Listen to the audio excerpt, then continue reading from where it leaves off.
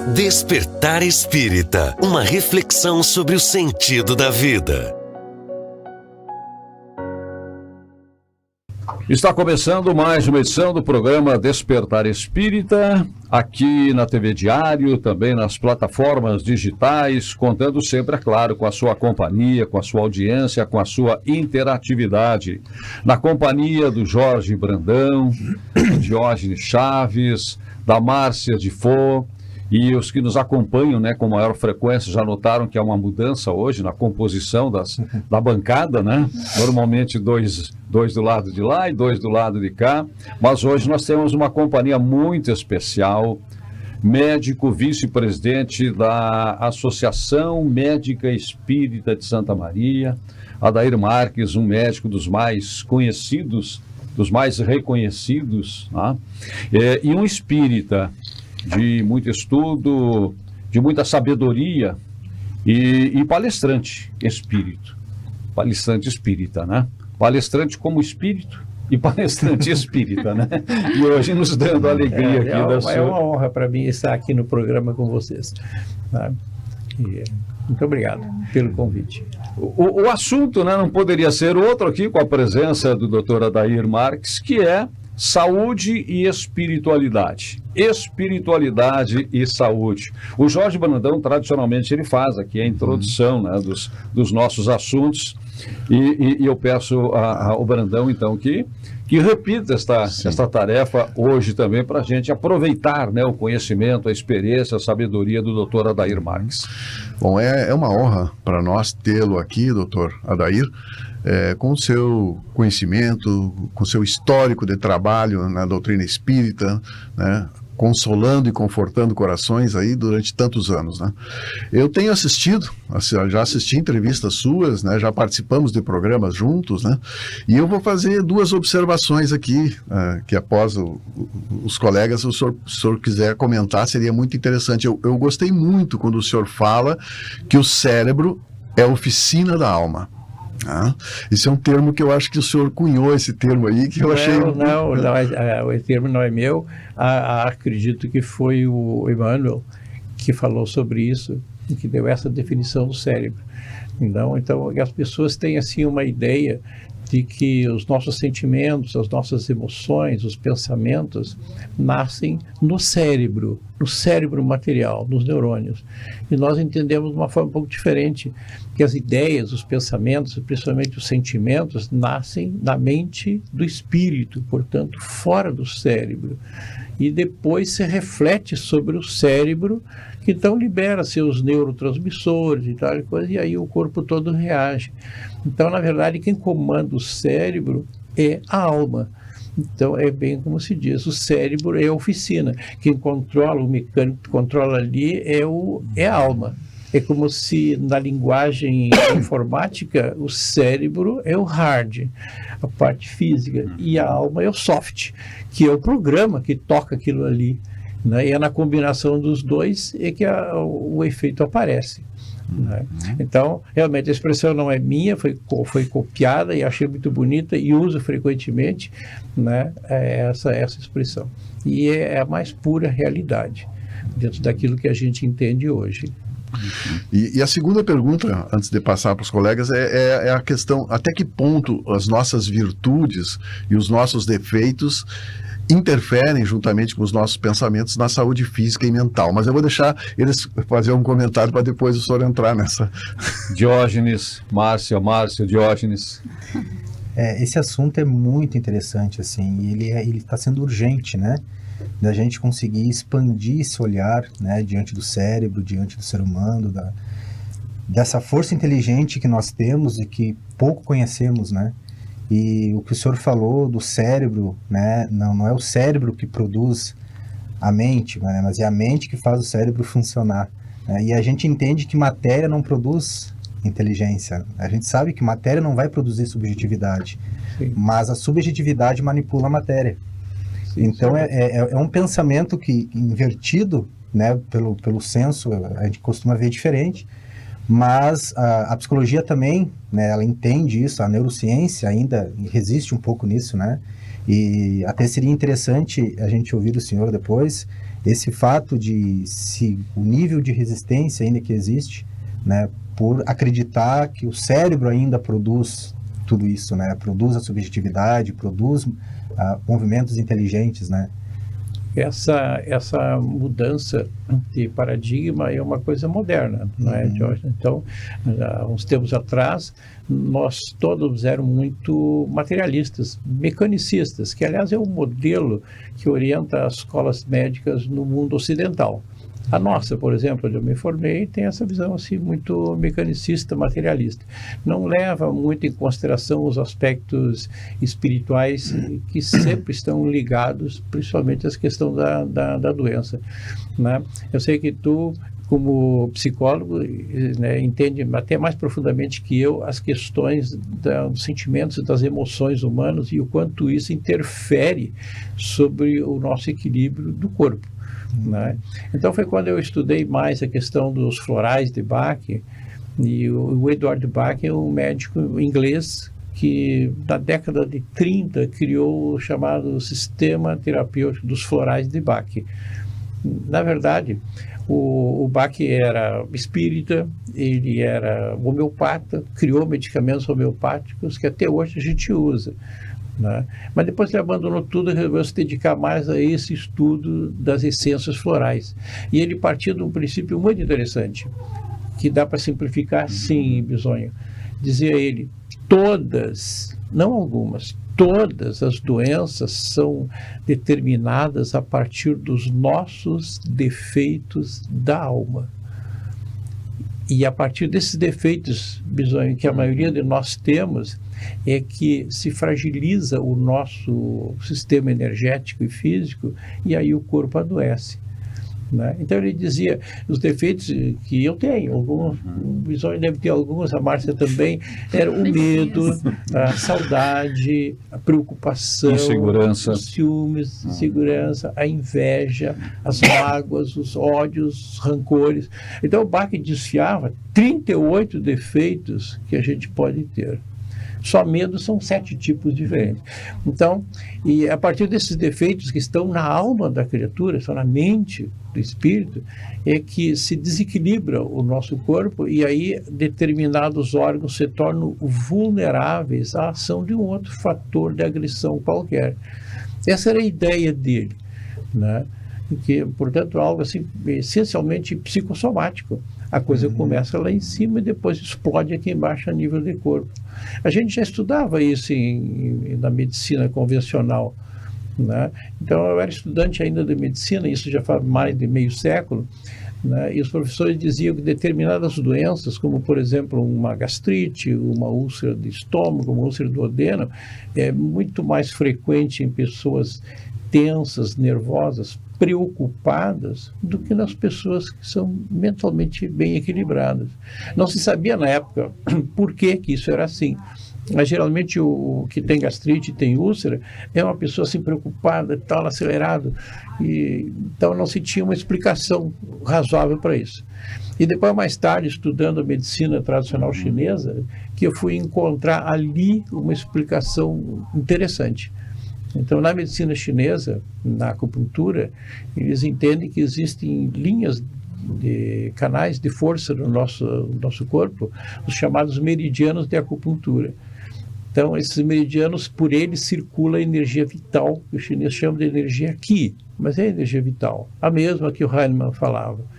E eles têm um trajeto superficial, que a gente acessa através das agulhas, e tem um trajeto profundo que passa por dentro dos órgãos, né? Então, cada meridiano importante leva o nome do órgão pelo qual ele passa e para o qual ele leva esse aporte de energia vital.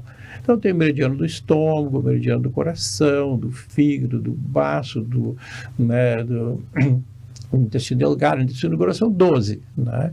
Então, os chineses já há mais de 5.000 anos, que é o que se conhece da história da acupuntura, mas provavelmente é muito mais antigo que isso, diziam lá assim, ó, os sentimentos alteram a energia que circula nos meridianos de acupuntura. E denominavam assim, o medo, por exemplo, diminui e altera a energia que circula no meridiano do rim. De tal forma que as pessoas cronicamente medrosas, cheias de medos e pânicos, como muitos de nós somos hoje, têm o rim energeticamente debilitado. E toda a energia desse meridiano debilitada. E todos os órgãos que dependem, direto e indiretamente, da energia do rim ficam fragilizados. Então, essas pessoas facilmente adoecem nesta região do corpo. Então, o rim debilitado energeticamente pode adoecer de uma infecção bacteriana, né, de uma pedra no rim, alguma coisa assim. Então, ele fica doente energeticamente. E aí ele cita mais, por exemplo, naquilo que eu falei do estômago, a preocupação como sentimento, como defeito da alma, ela debilita a energia de sustentação do estômago. Então, as pessoas preocupadas têm o estômago energeticamente frágil. E como ele já está fragilizado, algum outro fator qualquer da agressão pode explodir. Um alimento muito forte, um tempero muito forte, um Helicobacter pylori, o próprio ácido clorídrico normal do suco gástrico pode atacar aquele estômago porque ele já está frágil. E aí faz a doença. Aparece a gastrite, a úlcera. E aí o paciente vai nos procurar por causa da gastrite e da úlcera. Aí nós vamos bloquear ali a acidez do estômago com omeprazol, os derivados mais modernos, e a gente fecha aquela úlcera.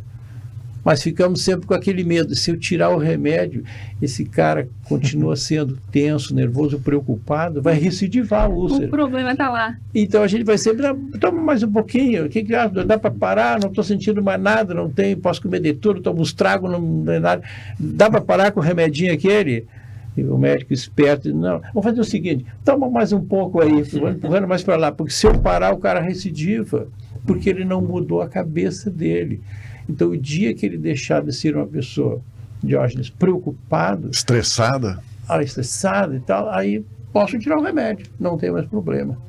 Né? Então o tratamento, no caso, seria assim, paliativo e sintomático. A raiz do problema, o Bach tinha razão, está lá em cima.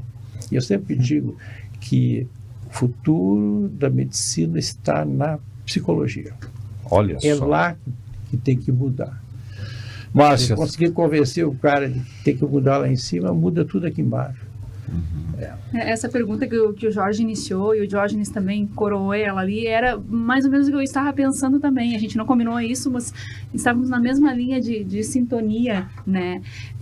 Quando se fala que o cérebro não é o agente de tudo e que isso não se produz, ou seja, nada se produz do cérebro exatamente, sim, dessa fonte geral, comandante desse corpo todo, né, dessa estrutura, realmente a gente começa a pensar um pouquinho na natureza da doença, né? Esse tratamento mais aparente, que se dá num estanque e resolução física, muitas vezes não vai conseguir acessar os estados da alma, que é onde está a matriz. E aí eu ia explorar um pouquinho mais, querendo compreender e ficar claro também para todos nós, né, como acessar essa matriz, conectando isso com o espiritismo também, para que a saúde integral possa acontecer, né, para que a gente consiga trabalhar ali, para que realmente a profilaxia que se tem, ela seja a partir da causa e não da consequência, como a área médica hoje trata inicialmente, e com raras exceções temos um olhar mais abrangente da medicina ainda hoje, apesar de todos os estudos que já se tem e se vê no meio acadêmico a medicina sendo trabalhada de uma forma totalmente diferente. As teses acadêmicas hoje em torno dos estudos conectando a questão da saúde psíquica, da espiritualidade como resposta, como causa de muita coisa, e a necessidade também desse trazer da espiritualização para a alma humana, né, na busca realmente de uma cura real, de uma cura significativa, para que essas reincidências, como se coloca, não aconteçam de maneira mais intensa, mais constante, né?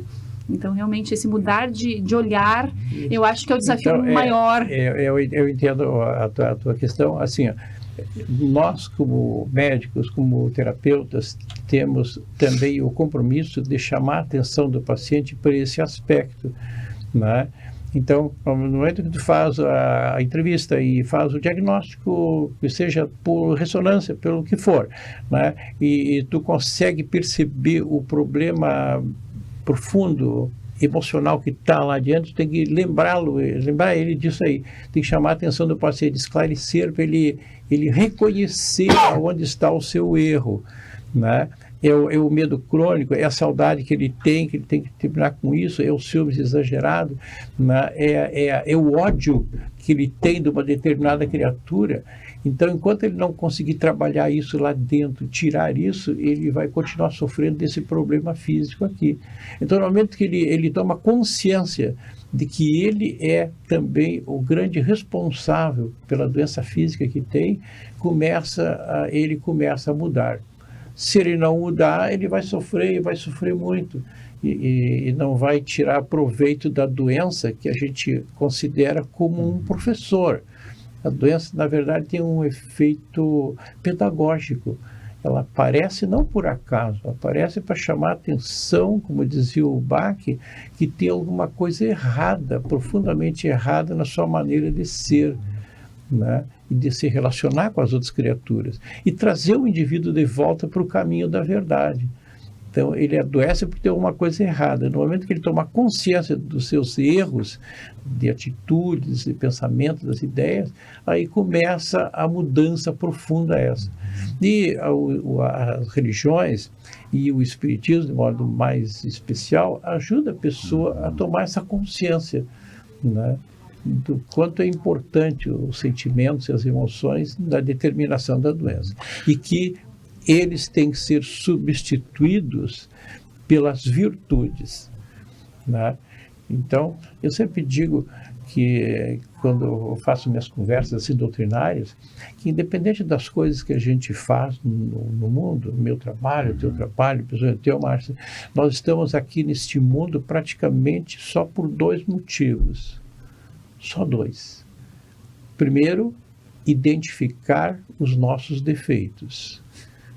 Minhas mágoas, meus ódios, meus ciúmes, meus preconceitos, tudo. E o segundo, que é o mais difícil, é corrigi-los. Substituir os defeitos pela virtude. A coragem, a fé, a tolerância, a compaixão, a caridade, o amor. Porque no fim de toda essa história, quando a gente voltar para casa, o que vai contar lá não é as coisas que tu tem aqui, mas a pergunta que nos será feita é: quantos defeitos tu corrigiu e quantas virtudes tu conseguiu? Ah, pois é, tá lá, ficou empatado. Então vai ter que voltar para continuar resolvendo esses defeitos aqui e adquirir aquelas virtudes que não conseguiu. Então, dentro dessa ótica espírita, reencarnacionista, o que importa é isso mesmo, né? É, ao longo da vida, corrigir o máximo possível dos defeitos e adquirir o maior número possível de virtudes. Porque é só isso que interessa na nossa evolução espiritual. Como médico, como espírita, esses defeitos que influem, né, que causam o nosso desequilíbrio e o adoecimento físico, né?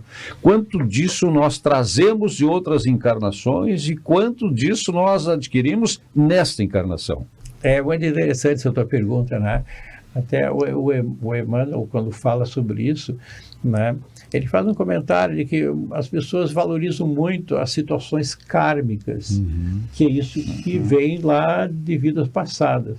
Mas ele diz que a maior parte dos nossos sofrimentos são consequências dos erros que nós cometemos nesta própria existência, né? Então, ao longo da nossa vida, né, desde que nascemos até chegar na cidade bem avançada, né, Bisonho? A gente vai cometendo erros. Então, às vezes, na adolescência, juventude, a gente faz tudo coisa errada e pensa errado, bebe, fuma, maconha, não sei o que e tal, e promiscuidade. Depois chega lá no fim da vida, todo arrebentado, estupiado, fígado ruim e tal. Mas, meu Deus, por que eu estou doente assim? Mas ele foi plantando ao longo dessa própria existência, né? Então, só pode ver assim, emocional, o álcool, a droga, a promiscuidade significa, Márcia, um descumprimento da lei do amor. Amor a si próprio, né? Então, por falta de amor próprio, é que ele se atira nessas coisas que vão destruindo a vida. Então, essas situações nós plantamos ao longo da vida e vamos colher mais adiante, tá? Mas, claro que existem as situações kármicas, em que nós aprontamos e cometemos erros lá atrás, em vidas passadas. E como isso fica marcado na nossa alma, quando nós renascemos, a falha continua. E aí nós temos a oportunidade agora, nessa nova existência, de corrigir aqueles erros, né? E drenar para o corpo essas manchas que nós trazemos na alma, né? Eu dou um exemplo assim de uma doença grave, o câncer, por exemplo. Eu gosto muito do Ramatiz. Ramatiz é um mentor espiritual daquela linha da Fraternidade Ramatiz. Então, os primeiros livros dele são muito bonitos. Tem um livro do Ramatiz que eu digo assim, sempre digo, ele modificou a minha maneira de entender a vida. Chama-se Fisiologia da Alma. Naquela época eu estudava a fisiologia humana na medicina e encontrei esse livro, mas que tem que ver uma fisiologia com a outra, né? E lendo aquele livro eu entendi muito. Foi onde eu comecei praticamente a estudar o espiritismo. E o Ramatiz dizia assim, ó, o câncer é o karma do prejuízo ao próximo. Então as pessoas que hoje têm câncer, um dia, lá atrás, prejudicaram gravemente alguém, ou pai de uma pessoa, por erros que ele cometeu. E aí ele nasce marcado na sua alma. Predisposto. Isso, então essa mancha que está lá dentro, que na verdade é a própria consciência dele que cobra, né, altera, segundo as ideias que nós temos hoje, o próprio código genético, o padrão genético. E ele vai nascer, então, com a forte probabilidade de ter uma doença grave para drenar essa mancha para o corpo, que então limpa a alma, dizendo assim que o corpo é como se fosse um mata-borrão. Puxa, os mais antigos como nós conhecemos, mata-borrão. Usei mata-borrão. Nunca usou mata-borrão, nunca usou aquela canetinha. Aquele mata-borrão, é, assim, exato. o mata-borrão da alma. Mata-borrão da alma. Então a alma vai se limpando e o borrão vai ficando no corpo. E aí entra a medicina. Não, a doença é kármica, o que nós vamos fazer? Não, temos muito a fazer, porque durante essa drenagem, o corpo vai se estourando e vai se arrebentando. E aí entra o médico para tentar corrigir e salvar aquele corpo para que ele não se destrua e não morra no início daquela drenagem. Então nós vamos remendando o que dá.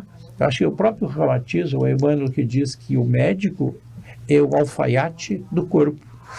E o corpo vai se arrebentando, e nós vamos remendando, costura aqui, ajeita aqui, corta aqui, tal, solta ali, né, e tal. E se não fosse a medicina, né, assim que começava a drenar aquela coisa, daí uns anos o cara morria. Mas ele durou só 30 anos, 40 anos, hoje não. A gente vai segurando o cara, remendando, ele vai durar assim 70, 80, 90 anos. 90 anos de experiência, 90 anos de chance, de oportunidade, de oportunidade de vida, de adquirir virtudes, de praticar o bem, né, e evoluir mais rapidamente em direção à perfeição. Olha só, né, quantas informações, né? Já estamos no final do nosso primeiro bloco. Né, e o tempo voa, e principalmente, né, quando se tem um assunto, né, com esta dimensão e com esta explanação, parece que a gente está sempre no primeiro minuto e já fechamos o nosso primeiro ciclo. Com essa profundidade que o doutor Adair nos passa. Exatamente, né, com essa profundidade. Então vamos fazer um intervalo que é muito rápido, voltamos, eu sei que o Jorge está com uma questão ali engatilhada e nós vamos retomar por aí a sequência do nosso Despertar Espírita especial de hoje. Despertar Espírita, uma reflexão sobre o sentido da vida. Escola Nossa Senhora da Providência, 57 anos educando com base nos princípios pedagógicos guarnelianos. Faça parte dessa história. Atendemos berçário, educação infantil, anos iniciais, anos finais. Escola Nossa Senhora da Providência. Educar pelas vias do coração. Fone 3221-1862.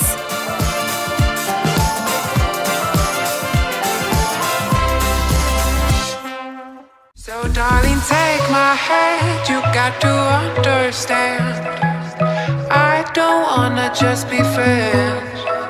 Come away with me and live my fantasy, I don't wanna just be friends.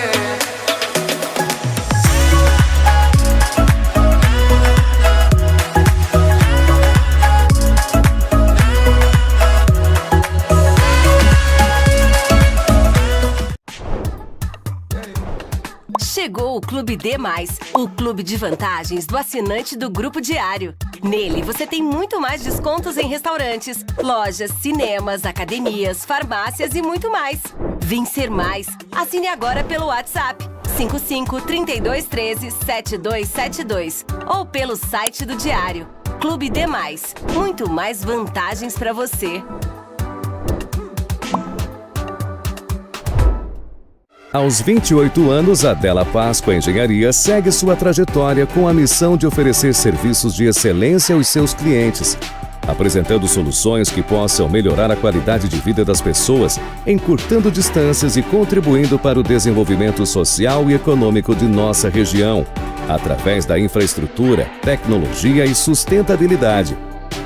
Della Páscoa Engenharia, há 28 anos transformando a cidade e região. A rede de postos DSL completa 7 anos com combustível de qualidade Santa Lúcia. Unidades modernas, estrutura e serviços para atender com conforto, agilidade e excelência. Para quem é fiel DSL, a rede oferece o aplicativo Postos DSL. Com ele, os clientes têm desconto no combustível e participam das promoções e programa de pontos para a troca de brindes e produtos da loja. Postos DSL Santa Lúcia, agora com 7 endereços em Santa Maria.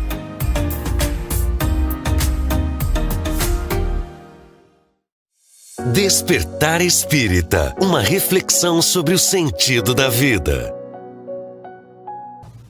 Estamos de volta com o Despertar Espírita, na companhia do Jorge Brandão, do Diógenes Chaves, da Márcia de Fo, e hoje a companhia especial, especialíssima do médico, do espírita, do educador, pelas informações que traz, que produz, que reproduz, Adair Marques. Jorge Brandão, de novo, para recomeçar esse nosso bloco final do programa. Quando o senhor estava falando sobre a questão do perdão, eu me lembrei de um caso que eu já citei aqui, de uma senhora que disse, olha, veio falar comigo e disse assim, eu vim falar contigo pelo seguinte motivo, eu fui abandonada pelo meu marido há 15 anos atrás e eu odeio ele, né? Aí a senhora estava fazendo tratamento psicológico, também com medicação psiquiátrica, estava com bastante problema, e eu disse para ela, 15 anos, né? E eu digo, a senhora não pensou em perdoar o seu marido? E ela disse assim, não, ele não merece. Aí eu perguntei para ela, e a senhora não merece? Né? Não merece esse perdão? Deixar esse peso de lado, né? Então, nesse ponto do perdão. É só um comentário sobre o que o senhor estava falando ali antes, né? E a pergunta que eu faço para o senhor é o seguinte, será que a nossa humanidade atual, as pessoas não estão confundindo prazer com felicidade? A pergunta tinha que ser mais feita pro nosso Diógenes, mas realmente eu acho que há essa confusão, e eu me preocupo com a nossa juventude, né, em que tudo para eles é festa, é rock, coisa assim, essas música moderna, e não se atém muito às questões assim mais importantes do estudo, da evolução espiritual, da religiosidade, e isso me preocupa. Não sei o quanto eles serão felizes no fim dessa história, né? Então, acho que realmente são coisas diferentes, né? E eu gostaria que nesse bloco a Márcia começasse a discutir conosco essa questão da fé e da religiosidade relacionada com a saúde. Olha aí, Márcia. Que interessante. A pergunta quem recebeu fui eu agora. Não, para te abrir os trabalhos. Tu disse que era para fazer uma volta, né? Claro, Vamos lá. com certeza. E realmente, né, essa questão, trazendo até a observação dos jovens, como foi trazida, o quanto está fazendo falta. O quanto está fazendo falta a religiosidade, talvez desde o berço, já estimular, né, lidar-se com mais naturalidade com relação à religiosidade, com relação a Deus, termos a liberdade de falar de Jesus sem achar que isso é piegas, sem ter vergonha de se trabalhar. Hoje se percebe que as recomendações de Jesus não eram apenas recomendações religiosas, eram recomendações médicas. Hoje percebemos aquelas pessoas mais iradas, raivosas, e estudos científicos muito bem embasados com relação a isso, adoecendo tanto do miocárdio, infartos de miocárdio, como aquelas pessoas que usam tabaco, que têm um desregramento de saúde mais direta. Aí se percebe realmente que os dramas emocionais, né, trazendo a área do Diógenes para o debate, estão conectados com tudo isso.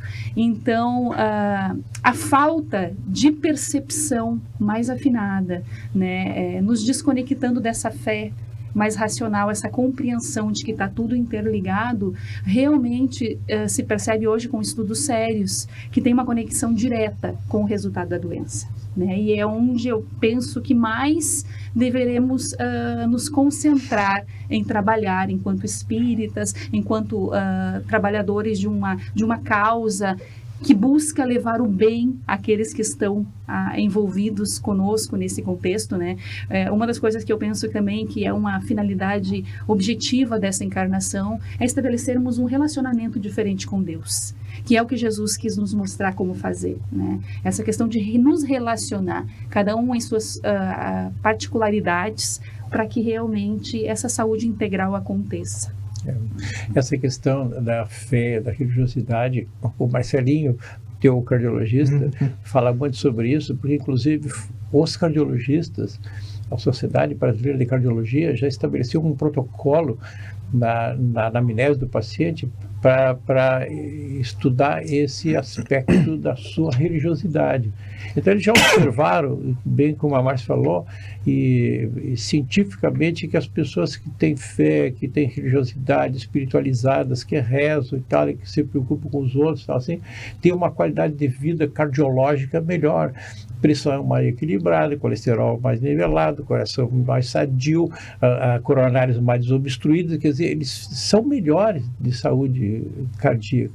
Então o cardiologista foi o primeiro que despertou disso, para essa realidade. E aos poucos isso aí deve também entrar nas outras áreas da medicina. Claro que não podia ser por outra área que não fosse a cardiologia, já que o coração está afeto ao quarto chakra, né, cujo sentimento relacionado com ele é o amor, né? Então, esse é o chakra do amor, o quarto chakra, o chakra que energeticamente banha o coração, os grandes vasos, o pulmão, o timo e tal, né? Então, tinha que começar com a cardiologia, tinha que começar com o chakra do coração, o entendimento dessa realidade, né? Então, hoje ninguém mais tem dúvida, já não é mais uma questão dogmática, é uma questão de ciência, que a oração, a intercessão muda o sentido de progressão da doença. Então, se eu rezo por ti, mesmo que tu não saiba que eu estou rezando por ti, a minha fé por intercessão vai interferir na evolução do teu caso. Isso foi comprovado estatisticamente pelos americanos, principalmente o Harold Koenig, lá na Universidade de Duke, mostrou que isso é real, né? Então, por isso que os americanos estão mais na frente que nós sempre, né? Lá, praticamente todas as faculdades de medicina têm no seu currículo uma cadeira de saúde e espiritualidade. Porque tem que sair da faculdade sabendo que isso existe.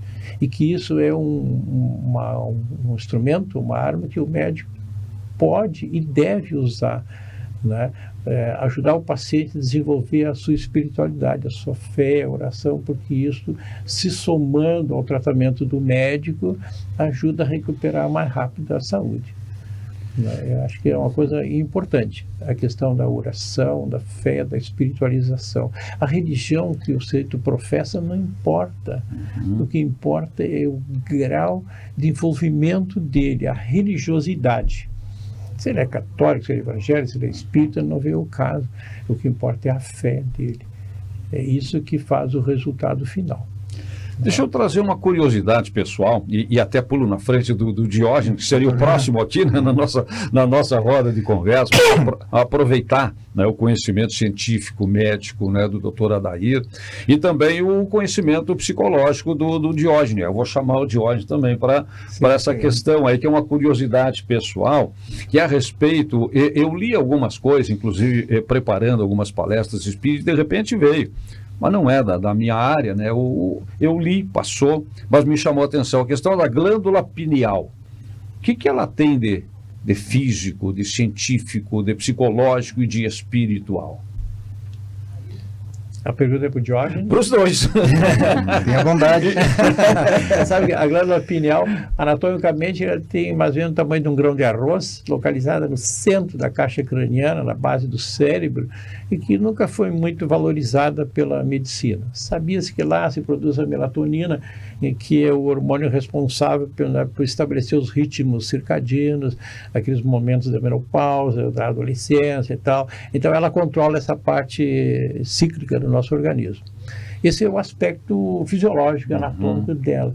Mas, do ponto de vista espiritual, né, ela funciona como uma antena de captação das ondas do mundo espiritual. Ela capta, então, essa coisa que vem da alma, da minha mesmo e das outras que estão ao meu redor, inclusive e principalmente os desencarnados. Então, os médiuns, né, geralmente recebem a informação do mentor do mundo espiritual através da glândula pineal, que funciona como uma antena, um transdutor. Pega essa onda de altíssima frequência e depois empurra isso para dentro do cérebro numa frequência mais baixa, e aí o psicólogo consegue escrever, né, controlado através da sua glândula pineal, que está recebendo como uma antena de rádio a informação que vem de fora. É muito interessante a pineal, e ela está sendo cada vez muito, muito mais bem estudada. Né? Aqueles cristais que se vê dentro da glândula pineal, a glândula pineal de velho vai ficando calcificada. Não, são cristais especiais que fazem essa captação. Né? A grandeza do mundo invisível, Deus colocou no anonimato da glândula pineal. Olha aí. Porque não tínhamos a consciência, né, da importância dessa glândula em termos de conexão com o mundo invisível. Aí eu falo aquilo que o cérebro oficina da alma. Descartes dizia que a pineal é a sede da alma. É lá que ela está sentada. É isso que eu estava tentando trazer. É exatamente isso que eu li, que me chamou muita atenção, mas não me ocorreu agora. O autor desta... Aí, então ela está... Não é que ela esteja presa ali, mas é por ali. É um dos pontos por onde ela se comunica com o nosso cérebro, através dessa glândula aqui. Psicólogo Diógenes. E a questão, né, da sensibilidade mediúnica, né, que a pessoa acaba desenvolvendo, e às vezes por falta de conhecimento, porque isso é um conhecimento básico que alguém que tem sensibilidade mediúnica, de entender, né, ter conhecimento de causa, porque às vezes a falta de conhecimento até do funcionamento dessa glândula e dessa sensibilidade que as pessoas têm, pode levar a um adoecimento mental grave. Né? Até mesmo por um tratamento, muitas vezes, que não é tão necessário, tratamento medicamentoso. Né? É claro, eu não estou retirando a importância da medicina, mas a sensibilidade mediúnica, muitas vezes, pode levar a pessoa a um desequilíbrio psicológico por não ter conhecimento do que está acontecendo. Eu lembro que eu tinha 12 anos, eu comecei a ter sensibilidades mediúnicas, e eu, criança, eu me apavorava, né? Começava a me dar medo, e isso interfere na imunidade também. Claro. Né? Quando a gente está frustrado, quando a gente está muito preocupado, fragiliza a imunidade do corpo e a imunidade psicológica, porque a gente não tem só a imunidade física, né? A gente tem a imunidade psicológica também. E quando essas imunidades fragilizam, vem o adoecimento. Né? Então, eu acredito que este conhecimento é super importante para poder lidar com essa sensibilidade que as pessoas têm, que muitas vezes não sabem de onde vem. E ficam confundindo com adoecimento físico. Que muitas vezes não mental. Então, diz que os hospícios estavam cheios de médiums, né? Muitos que estavam lá, assim, dessa forma, era um obsessor, ou era uma própria mediunidade dele que ele não conseguia controlar aquilo, não entendia, e acaba sofrendo e se comportando de uma forma estranha, então está louco, e vai para o hospício, coitado, né? E qual é, desculpa, Jorge Brandão, qual é o tamanho, a distância desta fronteira, né, entre aspas, né, a loucura e a mediunidade? Nossa, é uma linha. Sim, olha, exatamente para fazer essa diferença não é fácil. Até tem um livro, Edu Bezerra, que falou sobre isso, mas assim, a loucura sob o novo prisma, falando que esse aspecto, né, do obsessor, né, como se expressando na forma de uma loucura, né? E eu sei que não é fácil fazer o diagnóstico diferencial. E digo mais, o processo obsessivo é uma das coisas mais difíceis que a gente tem para tratar no ambiente espírita. Às vezes o processo é tão profundo, é tão prolongado, que ultrapassa-se a própria encarnação.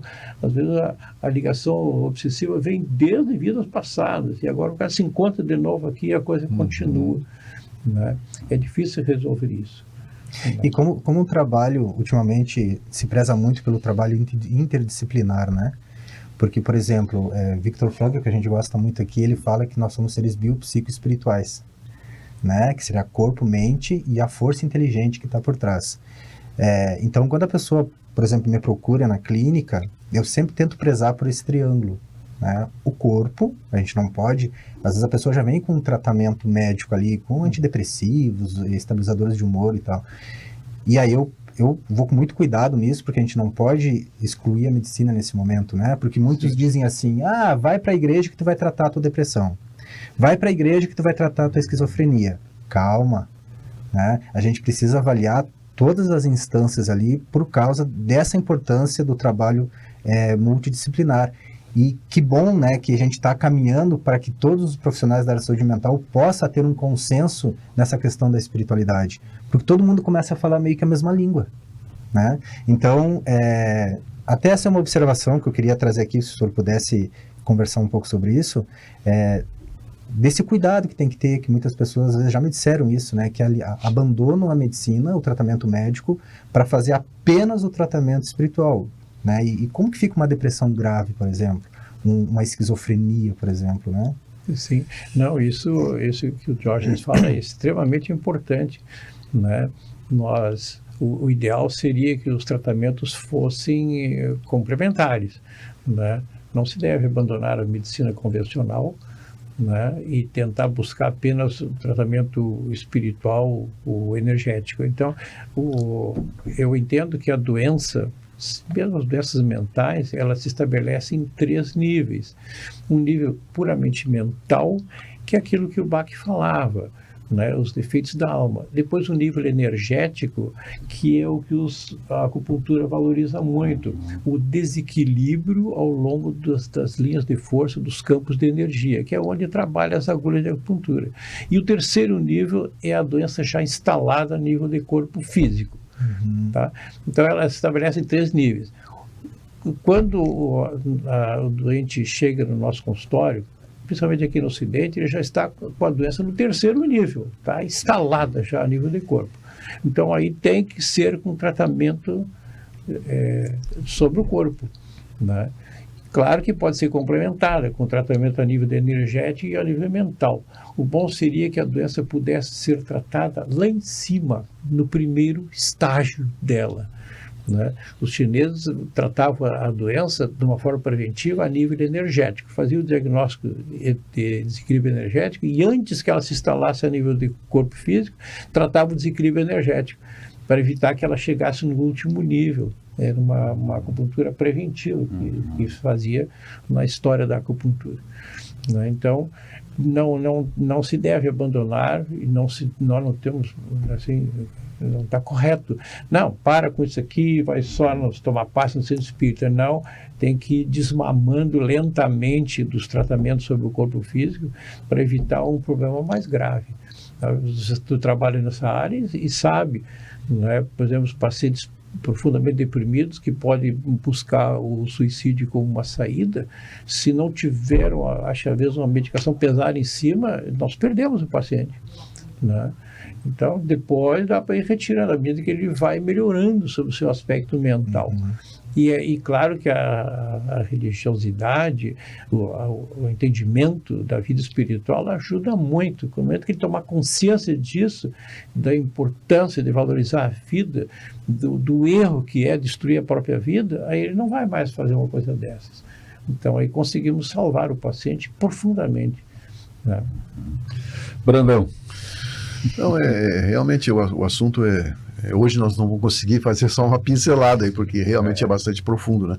Mas eu vejo a contribuição muito grande, né, da doutrina espírita nesse sentido, que quando Kardec nos fala que o espiritismo é o maior antídoto contra o suicídio, contra as doenças mentais, no momento que nós estamos vivendo uma grande epidemia, né, de doenças mentais, e hoje a Organização Mundial de Saúde já nos mostra que da população do planeta quase 10% estão submetidos estão vivendo a depressão e a ansiedade, né? Nós estamos falando de 1 bilhão de pessoas, né?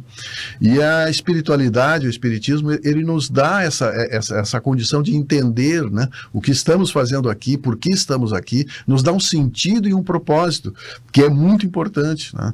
E quando isso foi falado, que o Georges comentou, realmente, muitas vezes, a religião pode fazer um desserviço na saúde, quando o paciente diz, não, eu não vou, quando a pessoa diz, eu não preciso de médico, Deus vai cuidar de mim, né? E quando ele não faz a sua parte, né?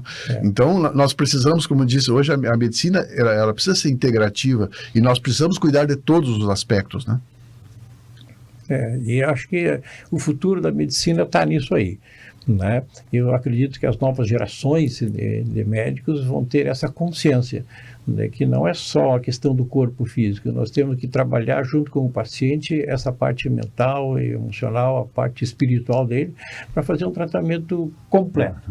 Né? Integrar as coisas. Houve um tempo que, quando eu comecei a fazer homeopatia, acupuntura floral, isso chamava medicina alternativa. Hoje esse termo não existe mais, graças a Deus, é uma medicina complementar. Uma não exclui a outra, né? A gente pode aplicar os ingredientes e os elementos de cada uma dessas medicinas em benefício do paciente, que é o que importa no fim. E a espiritualidade, a oração, a fé, entra também como mais um elemento nesse jogo. Se a gente pudesse jogar com tudo isso ao mesmo tempo, o resultado é muito mais rápido, é mais bonito, mais brilhante para o paciente. Ele se recupera melhor. Inclusive, a minha esposa passou por um problema de saúde há pouco tempo, e na recomendação médica da Unimed já estava impresso ali atividade física, boa alimentação, prática da espiritualidade. Então já estão botando ali. Tá? Eu guardei lá porque, poxa vida, que legal, né? Essa integração que já está acontecendo, né? Muito, muito bom. Eu não sabia disso aí. Eu estou com a receita lá. O Jorge comentou e eu comecei a usar isso em palestra, divulgar isso também para incentivar outras clínicas a fazer a mesma coisa. Que maravilha. Com certeza nós temos muitos temas, né? Foi só um ensaio. Nossa. Né? Eu estou de olho no relógio, nós temos apenas 2 escassos minutos, né? Eu iria propor um outro tema, mas não dá. Não temos tempo para isso, quem sabe em outra oportunidade, né?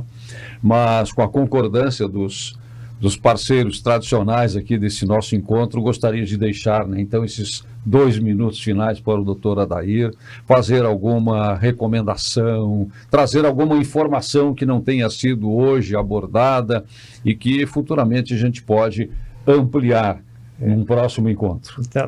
Eu espero que vocês me convidem na outra oportunidade para a gente falar mais sobre outros temas, né, ligados a esse assunto. Obsessão, um assunto que não deu para a gente entrar hoje e que eu sei que tem inclusive um telespectador que nos acompanha, que me procurou preocupado, né, está sofrendo com a questão da obsessão. Tem que pedir para ele assistir o programa da Dona Norma. Isso, né?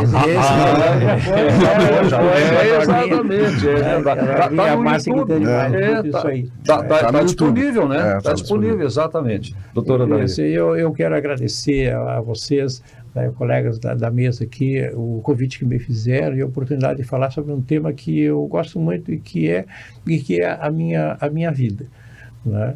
Então, depois que eu entrei na área do espiritismo e que mudei um pouco a minha medicina, eu me sinto hoje mais completo, mais perfeito. Eu acho que consigo realizar melhor o meu trabalho, né? Então, essa fase da medicina, para mim, está sendo muito gratificante, né, de poder ajudar os pacientes de uma forma mais integrada, né? Então, eu sempre digo que a gente deve, todos os dias, né, pedir que o Mestre Jesus nos mantenha sempre no caminho da honestidade, no caminho, né, do amor, porque do amor nasce a caridade, a justiça e a paz no mundo.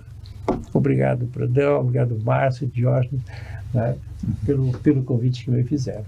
Obrigado. Doutora Adair Marques, que veio nos contemplar com muitas e importantes informações para nós e para tanta gente, né, que está nos acompanhando. A gente fica muito feliz, cada um de nós e todos estamos recebendo cada vez novas manifestações, né, de apoio ao programa, de simpatia ao programa, de admiração ao programa. É claro que não por nós, mas pelo conteúdo que aqui a gente está trazendo, discutindo, debatendo, e mesmo sem esgotar qualquer tema, deixando, né, até como uma provocação para que as pessoas, depois do programa, continuem, né, se envolvendo, buscando aquilo que a doutrina espírita, de várias formas, nos oportuniza. Obrigado mais uma vez, e hoje em especial ao doutor Adair, né? Sempre agradecimento ao Jorge Brandão, ao Diógenes Chaves, à Márcia de Fô, pela oportunidade que me dão de acompanhá-los, né, de ir aprendendo aqui cada vez mais em cada novo programa. O Despertar Espírita termina aqui, mas a vida continua nesta e em outras dimensões. Obrigado pela companhia e até o nosso próximo encontro. A Sociedade Espírita Estudo e Caridade, Lar de Joaquina, possui uma estrutura dinâmica, com um conselho deliberativo, o presidente e 4 vice-presidências, sendo a primeira destinada ao espiritismo, a segunda, destinada ao Lar de Joaquina, ensino e assistência social, a terceira, destinada à administração e finanças e a quarta, destinada ao patrimônio e segurança, todas trabalhando harmonicamente de forma integrada, cada uma com diversos departamentos afins, onde se destaca o departamento de geração de rendas, formado pelos setores de arrecadação, tais como brechó, livraria, risoto, artesanato, alimentos, sócios efetivos e cooperadores, entre outros, todos destinados à sustentabilidade da instituição. Hoje, nossas despesas básicas são com o Lar de Joaquina e Centro de Assistência Social Lar de Joaquina, que oferece 3 refeições diárias a mais de 120 crianças, além da folha de pagamento de seus funcionários. Graças à colaboração de muitos anônimos, as nossas atividades são viáveis. Espiritismo. Reuniões públicas espíritas. A temática abordada versa sobre as obras de Allan Kardec, o Livro dos Espíritos e o Evangelho segundo o Espiritismo. Atendimento fraterno. O serviço de atendimento fraterno através do diálogo recebe fraternalmente a pessoa, proporcionando-lhe a oportunidade de expor livremente em caráter privativo suas dificuldades. Grupos de estudos. Para participar dos grupos de estudos deve-se observar alguns requisitos. Ter interesse em estudos e pesquisas espíritas, frequentar regularmente por, no mínimo, 6 meses as reuniões públicas da SEEC ou outra instituição espírita, participar de entrevista com membros do Departamento de Cultura Espírita da SEEC, ter participado de curso de básico ou de introdução ao espiritismo na SEEC ou em outra sociedade espírita. Hoje o Lar de Joaquina possui uma estrutura dinâmica, com 2 coordenadorias, uma de ensino, representada pela Escola de Ensino Fundamental Lar de Joaquina, responsável pela educação formal, e outra de assistência social, denominado Centro de Assistência Social Lar de Joaquina, responsável pelas várias oficinas e de atividades educativas. As diversas atividades se desenvolvem através de projetos e subprojetos que atendem aos regimes apoio socioeducativo, onde se destacam a valorização da vida, com palestras formativas com o objetivo de auxiliar de certa forma no resgate da cidadania.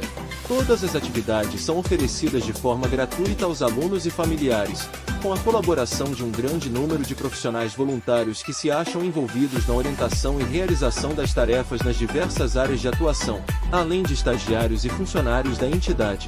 SEAC Lar de Joaquina, 97 anos. Despertar Espírita, uma reflexão sobre o sentido da vida.